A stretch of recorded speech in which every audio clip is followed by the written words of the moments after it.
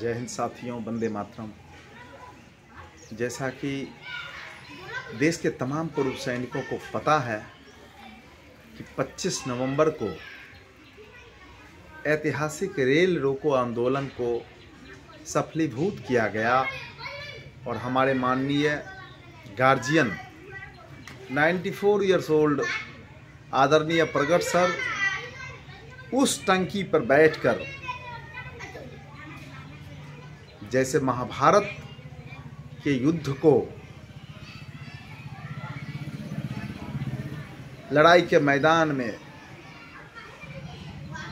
बर्बरीक ने देखा था, उसी तरह से हमारे गार्जियन शंभू स्टेशन के उस 250-300 फीट ऊंची जलमीनार के ऊपर बैठ कर के देखा। क्योंकि अब जो हमारे पूर्व सैनिकों का आंदोलन आगे बढ़ा है वह उग्र और जनचेतनाओं से भरी है। हमें किसानों का भी साथ मिल रहा है, हमें हर जवान के परिवार का साथ मिल रहा है। साथियों, बहुत गौर करने वाली बात है, बहुत मार्मिक बात है कि 20 फरवरी 2023 से 280 दिन से अधिक हो चुके हैं। देश के पूर्व सैनिक का डेलीगेशन जंतर मंतर पर लगातार प्रदर्शन कर रहा है। 10 महीने हो गए, आखिर ये दंभी केंद्र सरकार इन पूर्व सैनिकों को गर्मी, बरसात और अभी ठंड का मौसम शुरू हो गया, चाहती क्या है इनसे? साथियों, 1 रैंक 1 पेंशन की विसंगति को लेकर जो हमारे पूर्व सैनिक 20 फरवरी से लगातार चरणबद्ध आंदोलन किए जा रहे हैं, लगातार धरना पर बैठे हैं जंतर मंतर पर, लेकिन केंद्र सरकार के कान पर जू नहीं रह गए। अभी जो 25 नवंबर का देखा कार्यक्रम, यह ऐतिहासिक रेल रोको अभियान था और बहुत ही शानदार रहा। मैं 2, 4, 5 दिन इस जस्टिफिकेशन में लगा रहा कि आखिर सरकार की कानों तक ये बात पहुंच रहा है कि नहीं। हमने देख लिया, कई टीवी चैनलों पर भी रेल रोको अभियान का लाइव दिखाया गया था, न्यूज़पेपर, अखबार रंगे पड़े थे। सरकार के कान तक ये बात पहुंच चुकी है। सरकार 3 दिसंबर को, आगामी 3 दिसंबर को जो 5 राज्य के चुनाव परिणाम आएंगे, उससे भी सीख लेने वाली है, क्योंकि हिमाचल में भी इन्होंने देख लिया पूर्व सैनिकों और सैनिक संस्थाओं को सामरिक दृष्टिकोण से कमजोर करने की जो साजिश अग्निवीर ला करके किया गया, वह तो सरासर अन्याय और जुल्म है। हमारे 1 रैंक 1 पेंशन में जितनी भी विसंगतियां हैं, उनको हम लोगों ने कहा कि आप माननीय सुप्रीम कोर्ट के 3 न्यायाधीशों का पैनल बना दीजिए और उनसे जांच करा लीजिए। जो हमारी मांग है, क्या वो अनुचित है? क्या सचमुच जवानों को ठंड कम लगती है?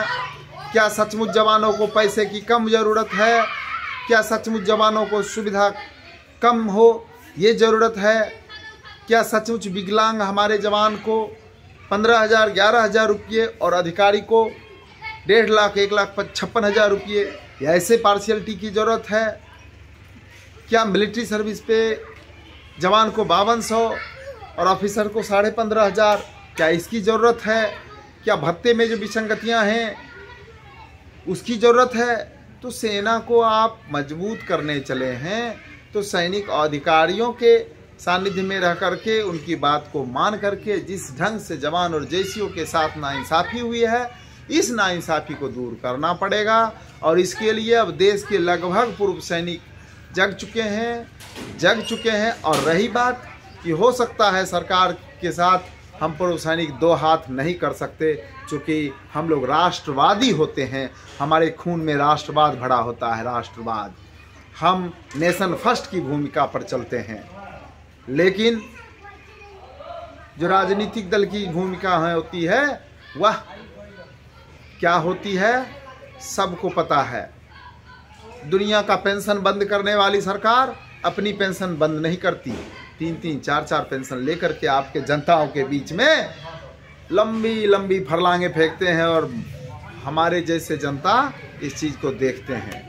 इस देश का सुधार, राजनीति का सुधार तभी होगा जब 500-1000 रुपये लेकर के वोट देने वाले 40 पैसे 35 पैसे में अपनी एक दिन गुलामी रखने वाले लोग ऐसा मत देते रहेंगे, बेकार लोगों को चयन करते रहेंगे, तो यही हाल होगा।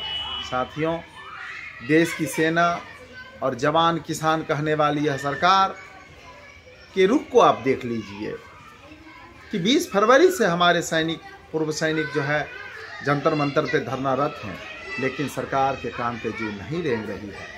अभी रेल रोको में जो आपने देखा वह काबिल तारीफ है, और अब इससे और कुछ बड़ा होगा, बहुत बड़ा होगा, क्योंकि ऐसी सरकार देश को नहीं चाहिए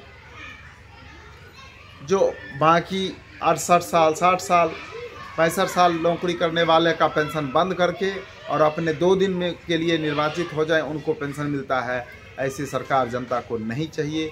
जनता को चाहिए देश में स्थिरता, जनता को चाहिए रोजगार, जनता को चाहिए अच्छी शिक्षा, जनता को चाहिए अच्छा स्वास्थ्य। इसलिए राजनीतिक गलियारों से जो जनता को बरगलाने की साजिश नित्य नूतन तरीके से की जा रही है, इसका खामियाजा, इसका परिणाम आंशिक रूप से आपको 3 दिसंबर को देखने को मिलेगा, जैसा कि राजनीतिक परिप्रेक्ष्य में हवा बना हुआ है।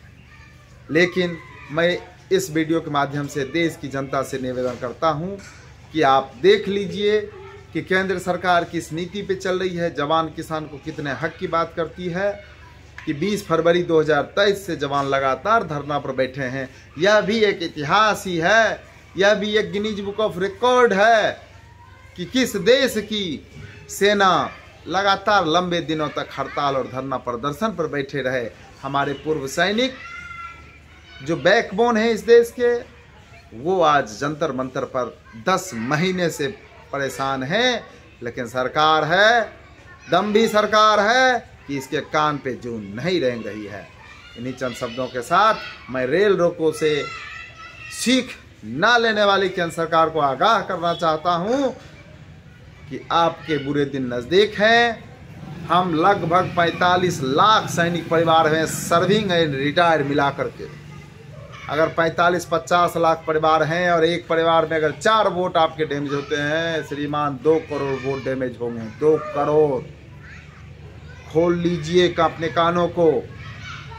जवानों का हक जवानों तक पहुंचना चाहिए, जवानों को मिलना चाहिए, न कि आपके इर्द गिर्द घूमने वाले उन अधिकारियों को जो एक वोट तक आपको नहीं देते। इस देश में सेना के किसी अधिकारियों के पास कोई वोट बैंक नहीं है। हम जवान जेसीओस अपनी एकता को मजबूत करने में लगे हैं और सही समय पर माकूल जवाब दिया जाएगा। जय हिंद, वंदे भारत, वंदे भारत।